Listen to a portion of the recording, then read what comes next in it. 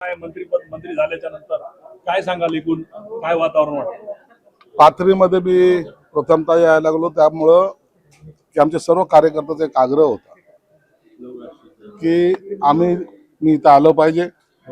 आता तुम्ही जर पाहिलं असेल तर सर्वांचा उत्साह जो होता रस्त्यावर कमाना असतील किंवा JCB मधून फुलं टाकणे असेल, त्यांना असं वाटतं की संघटनेचा माणूस आपल्याकडे आला पाहिजे, सर्वांना सांभाळून घेतलं पाहिजे.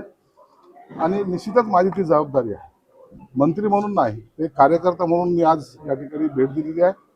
आणि आता मेळाव्यानंतर पुन्हा पुढच्या आठवड्यामध्ये किंवा पुढच्या महिन्यामध्ये केव्हा यायचं याचा सुद्धा आम्ही प्रोग्राम करणार आहोत. विकास कामांचं उद्घाटन आहे, वेगवेगळ्या मोठ्या प्रमाणावर विकास कामं होणार आहेत.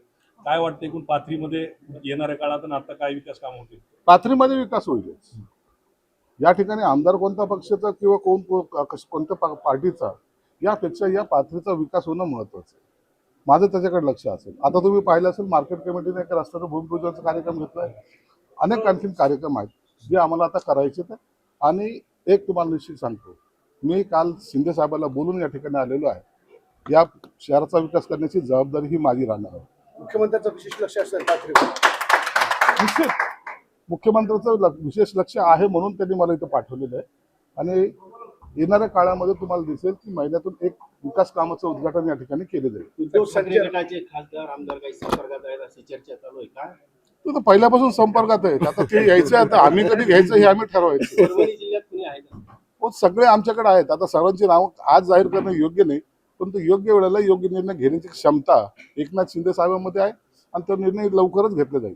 संजय राऊत म्हणतात 2024 विधानसभा निवडणूक मुख्यमंत्री एकनाथ शिंदे यांच्या नेतृत्वात लढली गेली, त्यांना शब्दही देण्यात आला होता, मात्र आता त्यांना मुख्यमंत्री भाजपनं केलं नाही. त्यांनी काय बोलावं हा त्याचा प्रश्न आहे, परंतु एवढं निश्चित आहे एकनाथ शिंदे साहेबांच्या नेतृत्वामध्येच ही युतीची निवडणूक लढवली गेली होती, हे सर्व महाराष्ट्राला माहिती आहे. आणि त्याचा परिणाम असा झाला की भूतो न भविष्यती 237 जागा येणं हे मला वाटतं इतिहासात पहिल्यांदा झालं. म्हणून शिंदे साहेबाला मानणारा वर्ग या महाराष्ट्रामध्ये मोठ्या प्रमाणात आहे. एक मास लीडर म्हणून शिंदे साहेबांकडे पाहिलं जातंय.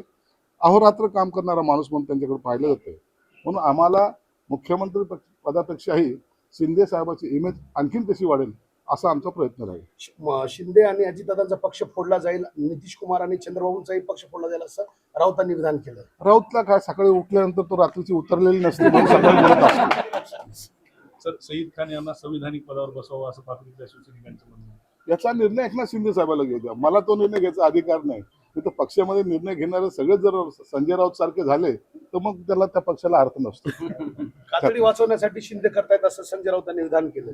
असं संजय राऊत बोलतो त्याला महत्व देत नाही आम्ही. संजय राऊत काय पाटील यांचं 3 दिवस झालं आंदोलन सुरू आहे, काय वाटतंय त्याचा विषय तुम्हाला? नाही, सरकारने निश्चित त्याची गंभीर दखल घेतलेली आहे. सरकार या सगळ्या गोष्टीकडे बारकाईने लक्ष ठेवून आहे. मला वाटतं सरकारमधले मुख्यमंत्री असतील किंवा इतर सहकारी त्यांच्याशी बोलतही असावेत.